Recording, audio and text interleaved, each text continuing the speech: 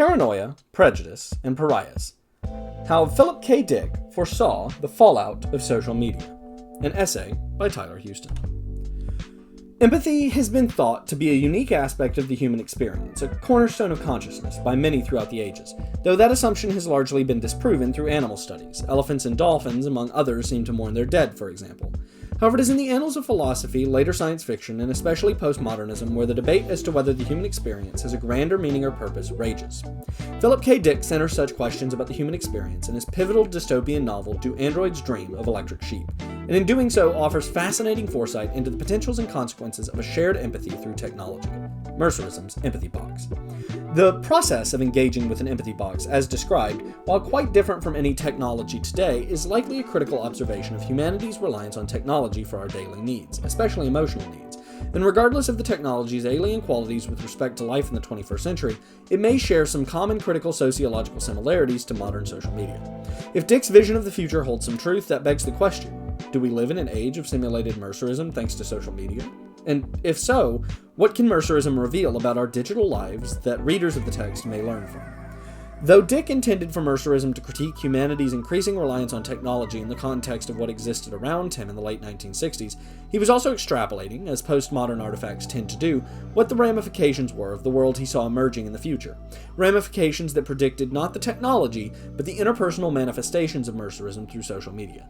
Consequently, Mercerism may be able to teach readers about the social networks they engage with and the effects that has on both them as an individual and society as a collective, while enabling reflection on Dick's fiction through postmodern understandings of how technologies that would have seemed of science fiction in the late 1960s work on an algorithmic level to serve ulterior interests. Dick goes to great lengths to offer criticism of a growing technological dependence throughout Do Androids Dream of Electric Sheep, but those critiques are born of a form, postmodernism, that has a strong history of holding a magnifying glass to humanity's worst tendencies, and offering subtextual critiques of political discourse. The postmodern novel often seeks to challenge power structures and the systems that support them. Examples of this can be found in everything from Thomas Pynchon's critique of capitalism in Gravity's Rainbow to Jeanette Winterson's deconstruction of common presumptions of gender in Frankenstein, and throughout works of countless other authors. However, as Frederick Jameson identifies, quote, "It must be equally stressed that postmodernism's own offensive features, from obscurity and sexually explicit material to psychological squalor and overt expressions of social and political defiance, which transcend anything that might have been imagined at the most extreme moments of high modernism, no longer scandalize anyone, and are not only received with the greatest complacency, but have themselves become institutionalized and are at one with the official culture of Western society." End quote. In various respects, Jameson is correct in this assertion. Many of the most overtly absurd features of postmodernism, or rather absurd by the standards of their years of production, have become homogenized with Western culture. That is not to say, however, that the commentary offered by postmodernism at large lacks application to a post-postmodern society. This crossroad of cautionary tales and lived realities is where Dick's Do Androids Dream of Electric Sheep can become quite illuminating. Mercerism, as Dick conceptualizes it, is a neo-religious movement in the fictionalized 21st century, which promotes an empathetic oneness for humanity by having the collective minds of those interacting with the rhetoric's primary implement, an empathy box, meld together in the consciousness of their Christ figure, Wilbur Mercer, and experience one another's emotional states as though their causes had occurred to all current users of the empathy box. Much as Jameson theorized, though only coming to fruition years after his scholarship on postmodernism had been published, the absurd nature of the empathy box has, in a sense, become a common fixture of Western societal life through the development and distribution of social media, a technology that Dana Boyd characterizes as a genre of networked publics. Boyd describes networked publics as, quote, "publics that are restructured by network technologies and are simultaneously the space constructed through network technologies and the imagined collective that emerges as a result of the intersection of people, technology, and practice," end quote. Though not one-to-one comparable experiences, Mercerism and social media do have many interesting overlaps. The intersection of people, technology, and practice, and a restructuring of the public via both technologies especially, which could afford readers a better understanding of the positive and negative consequences the growing pains of social media technologies presents the developed world currently, especially when concerning matters such as simulated emotions, increased global awareness, oversharing, harmful self-images, increased isolation and ideological entrenchment, and expanded communities. Despite Dick's text being critical of Mercerism, it is revealed as a hoax in the end, after all. It does provide the characters with positive experiences that help to improve them in some way. Similarly, social media is entrenched in a dystopia's worth of negative impacts on the world and its user. But to ignore the positive qualities that it has brought to many lives would be dismissive. The empathy box brings great purpose and joy to both Iran and J.R. Isidore. Iran, for example, describes the experience by telling Deckard, quote, "I had hold of the handles of the box today, and it overcame my depression a little. Just a little. Not like this." End quote. Similarly, Isidore's time with the empathy box is depicted as follows. Quote, "He experienced them, the others, incorporated the babble of their thoughts, heard in his own brain the noise of their individual existences." End quote. The effects of the empathy box on both Iran and Isidore offer them comfort. For Isidore, it provides togetherness to help with his isolation, and for Iran, a sense of happiness or purpose that delivers a temporary relief for her clinical depression. When juxtaposed with the effects of applications like Facebook, Instagram, Twitter, etc., the comparisons expose a similar networked experience between the fictional Mercerism and the real applications that facilitate social media.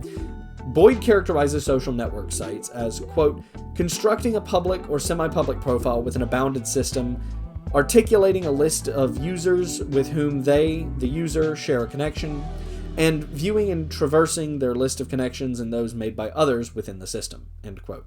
The overtly social dimension to Mercerism and social media, despite different structures, both provide users like Isidore with a sense of community and networking that transcends their small local experiences. This effect would be especially pronounced for those who are geographically restricted, much as it is for Isidore since his social status makes him an outcast. These interpersonal connections can also extend beyond the local and form an expanded community of international friends and acquaintances that promote a deeper global awareness within a population that often inspires solidarity for victims of both natural and human-made disasters around the world. Such community-driven efforts are a key component in combating the darker consequences of having a globally interconnected world. The positive dimension of Mercerism and its shared traits with social media are unfortunately often overshadowed by its more sinister applications and effects. Ultimately, it can be argued that any emotional impacts from an empathy box or a social app are simulatory at best and entirely fabricated at worst. They are induced through technology rather than organically, which can result in the distortion of an individual's sense of self and self-image. The user of both devices is not naturally experiencing the emotional responses they produce, and that may blur the lines between reality so that the artificial and authentic are harder to distinguish. As Jean Baudrillard explains, quote, "Simulation threatens the difference between the true and the false, the real and the imaginary." End quote. Within Dick's text, simulational themes are often ascribed to the android characters, but it's no less prevalent in the depictions of Mercerism as Deckard finds himself under the delusion that he is Wilbur Mercer following the story's climax, thinking, quote, "But if I'm Wilbur Mercer, I can never die. Not in 10,000 years. Mercer is immortal." End quote. Deckard's loss of grounded reality mirrors a numbness and detachment from his empathy after he was able to kill Pris, one of Rachel's models, who shared a face with an android he had been shown to possess empathy towards. Unfortunately, some chronically attached to social media experience similar detachments from reality, believing their simulated experience of the world to be representative of a comprehensive understanding of everyone online, and losing the ability to separate a persona and staged or scripted content from reality. Such detachment also commonly coexists with a degree of social, in the non-digital world, isolation. Individualism, which is already rampant in the West, can thus establish a dangerous dominance over one's own self-image, which in Deckard's case nearly gets him killed as he strays further from his car in the nuclear wasteland at Oregon's border. Reflections of this sort of behavior can be seen through various harmful viral challenges that make their rounds online. Any number of these challenges have resulted in fatalities by users who got too caught up in the simulated social space of their online environments. Children are especially susceptible to this loss of barriers between worlds and lack the critical thinking skills developed with age to help them distinguish between authentic and simulated content. In their paper concerning viral challenges in youth, Beatriz Feijó, Charo Sabata, and Jesus Segarra Saavedra mark that, quote, "this diminished critical attitude and the social pressure entailed in participating in a viral challenge could lead to teenagers being exposed to potential risks, both physical and affective," end quote. They also conclude that such challenges are often undertaken as imitation rather than creation with respect to digital entertainment. Thus, as they, children, but anyone can be susceptible to such distancing, engage with the algorithms that promote and encourage a form of imitation, a sense of broader cultural awareness may be homogenized into the perception that everyone is aware of a given trend, and that presumption can have catastrophic effects, particularly when paired with a fear of missing out. That is not to say that a sense of imitative collectiveness is inherently bad. The Ice Bucket Challenge managed to offer a great awareness of ALS, but rather that, much like Mercerism, it poises someone to form a distorted view of their world. Many of the aforementioned comparisons between Mercerism and social media are the consequence of algorithms and simulations, used in ways that Dick likely could not have foreseen, to manipulate and control users of various online interfaces, but especially online social networks. While not the direct source of conflict in Do Androids Dream of Electric Sheep, algorithms and simulation are clearly present in Dick's dystopian vision and are common in other works of postmodern literature. While the technology of Mercerism may not demonstrate a clear use of algorithms, the philosophy behind the fictional social movement is certainly algorithmic in nature, particularly with how it simplifies an emotion into datum that can and should be easily shared. This notion of datafying emotions can also extend to the mood organ within Dick's world. While not explicitly a part of Mercerism, it does appear in scenes with Mercerism, especially with Iran, to communicate the various ways in which simulational emotional controls have been placed in everyone's lives as a substitute for authentic and natural emotional experiences. In fact, this datafication of emotional experiences is almost precisely how social media algorithms operate, as outlined by Todd Pressner in his book Ethics of the Algorithm. He clarifies that, quote, when algorithms are used to render people into data as a means to some other end, such as profit, social control, or policing, rather than an end in themselves, they can quickly become tools of discrimination and oppression, end quote. Social media companies are beholden to capitalist ideals, ultimately, and will, as has been demonstrated time and again, pursue profit over ethics at every opportunity. This process of profitability works by tailoring the back-end algorithm to promote engagement, and as a user engages more, the company can collect more data on who they are and build a more accurate digital profile for them. This data is then fed to the platform's algorithm, where it will have the capacity to, as Pressner explains, quote, count, sort, filter, rank, extrapolate, cluster, render, distill, correlate, score, measure, order, assign, harvest, and extract, compose, decide, moderate, predict, value, profile, polarize, and police, end quote. Such datafication of individuals and use of data to exhibit influence over individuals has actually surpassed even the dystopian images of how Dick represented emotions as data, where the reality is that people have become data. Our emotions, ideas, relationships, interests, pasts, and futures are all simple data to large social networks. Despite reality expanding upon the fiction of Do Androids Dream of Electric Sheep, the themes of losing oneself to technology, one's sense of self, is a perfectly accurate forecast from the 1960s of a life in the early 21st century. Where then must this veritable mountain of data on individuals come from? In Do Androids Dream of Electric Sheep, the processes behind the empathy box are left vague, but seeing as the experience involves an interplanetary synchronizing of consciousnesses, data could presumably easily be harvested by the machine, since it already has a degree of unfiltered access to one's mind, complete with consent from the user. However, notions on how Dick's science fiction technologies work are purely speculative. As for the empathy box's real-world counterpart, data is also partially and largely collected by consent, though there are certainly plenty of instances where this is not the case. Author, entrepreneur, and activist fighting for a more democratic technology and media industry, Eli Pariser, observed, quote, in 2006, Facebook users posted literally billions of updates, philosophical quotes, tidbits about who they were dating, what was for breakfast. Mark Zuckerberg and his team egged them on. The more data users handed over to the company, the better their experience could be, and the more they'd keep coming back.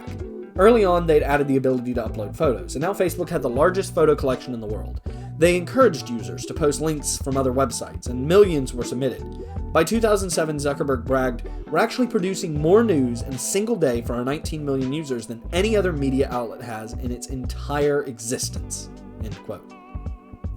Social media thus became a dominant force in how people experience the world and became a step short of essential, even for those who opposed its implementation. Social networking sites for employment and background checks involving a comb through someone's social media feeds became commonplace. Ultimately, people are willing to sacrifice their privacy for convenience, but at a large enough scale, convenience becomes reliance.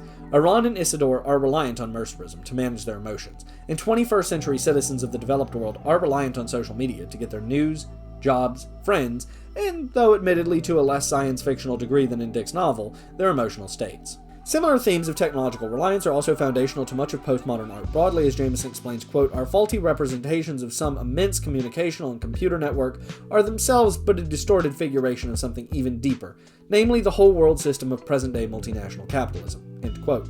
Dick's critique of the over-reliance on technology ultimately must become a critique on the capitalistic structures that enable and promote large data pools' misuse in pursuit of profit and advertising over ethics and equity.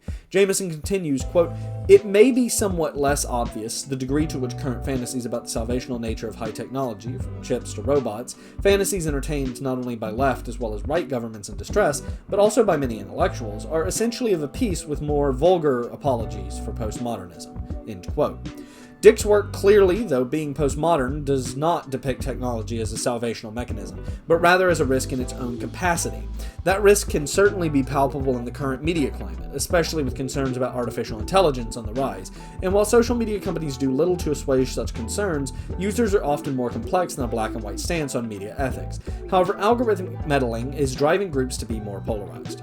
Mercerism, while not explicitly stating such, demonstrates how a social network can foster certain cult appeals as well as form deeper black and white ideological entrenchments, often occurring simultaneously.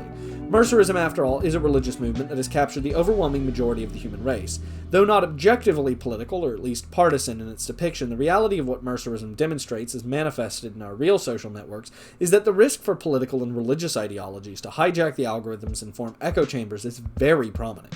While such political echo chambers exist for both the left and the right, it seems that those on the right are far more susceptible to it. The risk factor is likely greater on the right due to a deeper religious fundamentalism associated with their politics, and especially in the West, one of religion's fundamentalism's core tenets is blind faith in absence of skepticism. When a propensity for blind faith is combined with political extremist and fascist ideology, and an algorithm ensures that all opportunities for skepticism are hidden from someone, the result is a fanatic religious nationalism that promotes fascist control. If anything, Mercerism underestimates the severity of damage social networking technologies can evoke within the right political climate. Conceptually, social media technologies and their broad capacity for the communication of different ideas should ward off ideological entrenchment.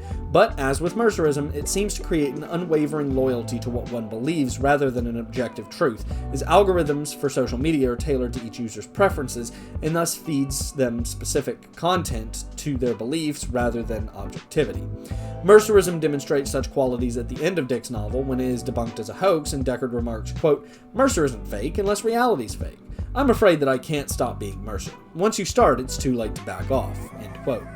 Boyd offers perspective on social media's effects on how messages are promoted as a system where, quote, "Those seeking broad attention like politicians and wannabe celebrities may have the ability to share their thoughts in networked publics, but they may not achieve the scale they wish.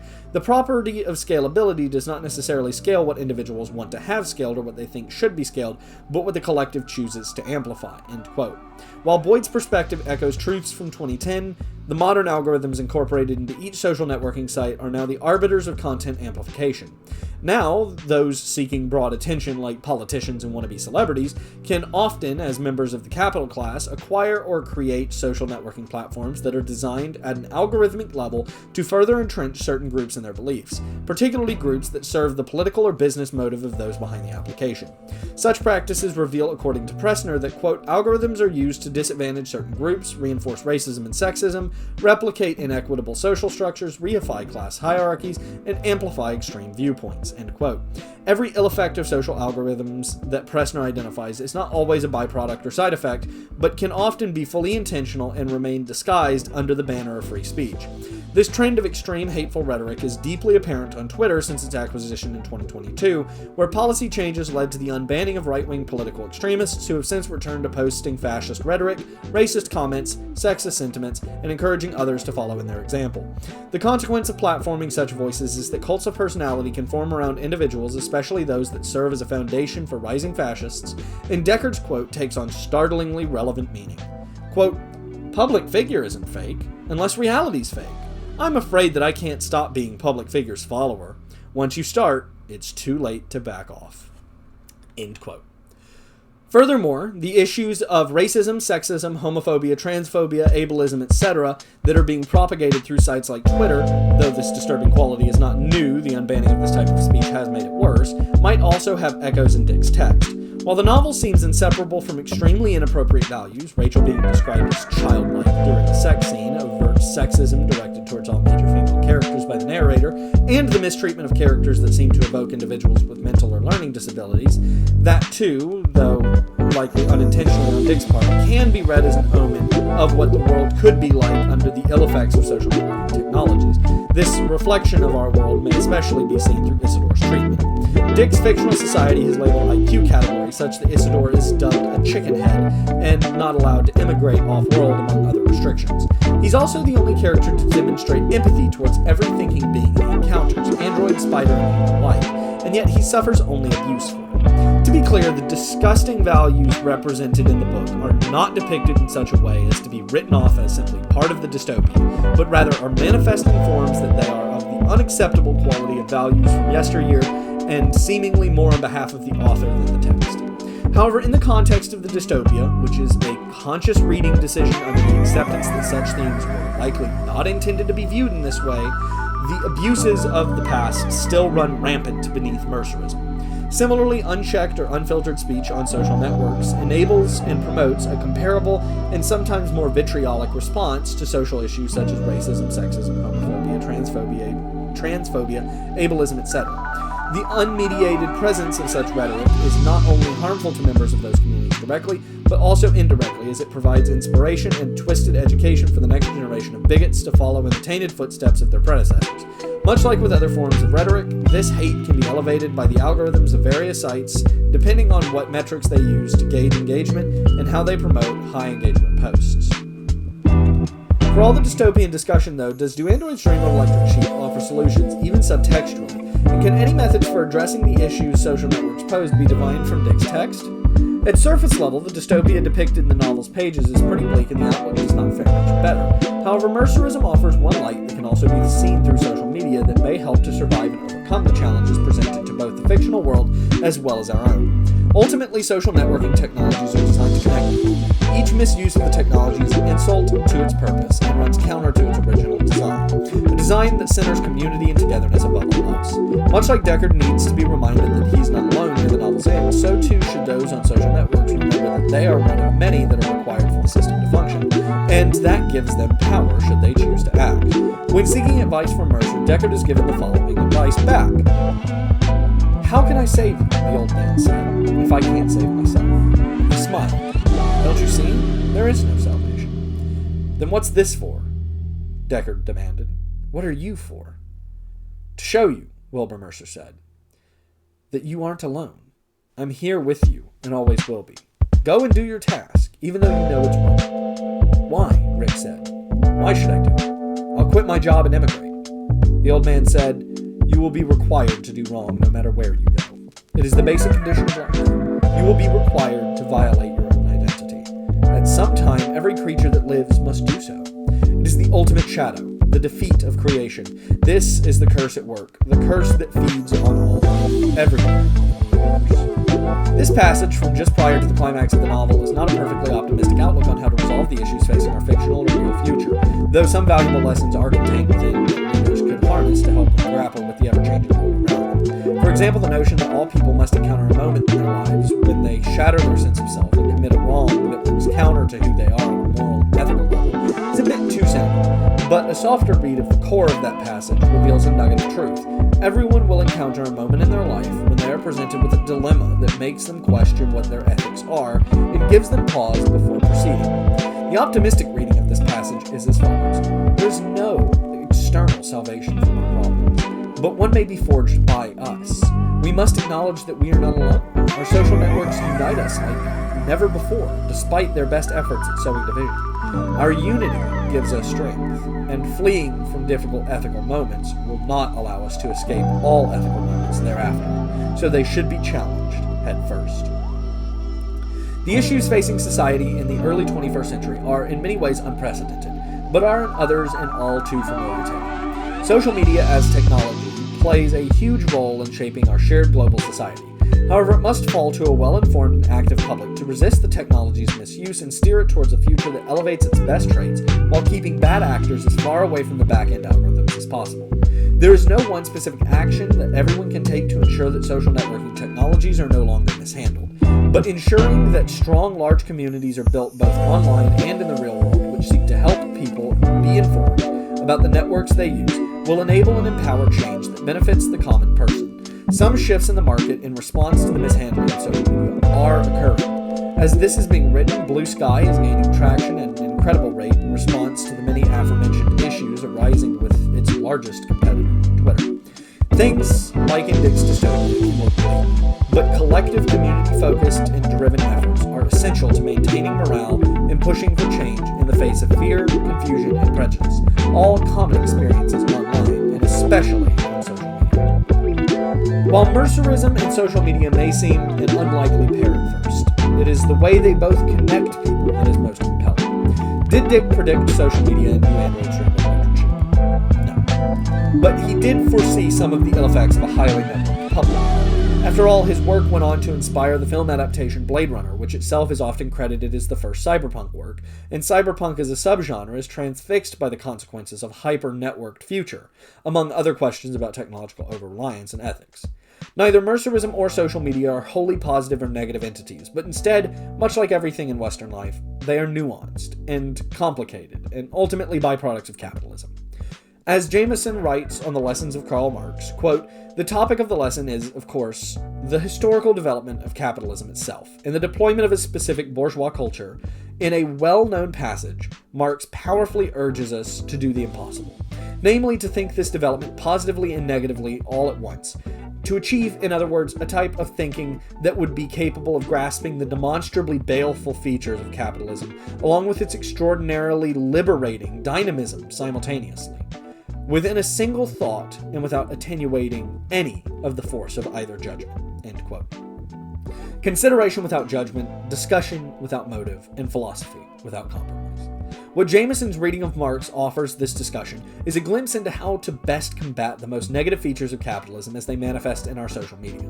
A lesson that sleeps just beneath the surface of Dick's text. That lesson being a willingness to engage with the system and accept it as it is so that we may best learn how to alter and evolve it with time so that a better tomorrow may be built from the mistakes of today. That tomorrow will almost certainly involve online social networks, as the beast of social media cannot be rechained. Technology can be both a condemner and salvation, and both at the same time. It's up to us to steer its path. Boyd concludes, quote, "As social network sites and other genres of social media become increasingly widespread, the distinctions between networked publics and publics will become increasingly blurry. Thus, the dynamics mapped out here will not simply be constrained to the domain of the digital world, but will be part of everyday life." End quote. If our future is to be a networked one, we can learn from Dick's dystopia and build a better system. Postmodern literature is designed to buck the establishment, even if Jameson is right in his assumption that it has inevitably merged with the establishment, and thus should offer readers an idea of how they might best build a better future, as Dick does. The advent of the internet has ultimately left society in a post-postmodern world, but that world is not identifiable by a single moniker because the internet has allowed for all past styles and an uncountable number of new styles to exist and persist regardless of broad appeal or financial success on the fringes of capitalist structure, purely being driven by niche audiences that are enough to justify and sustain the style's continuation. However, because of this broad pool of art to evaluate, one must ask, what omens of the future, like those found throughout mercerism, lurk in the science fiction of the present day, in whatever slight distorted form they may appear? And what could those omens teach us about how we can confront our networked futures as a global community striving for a better tomorrow?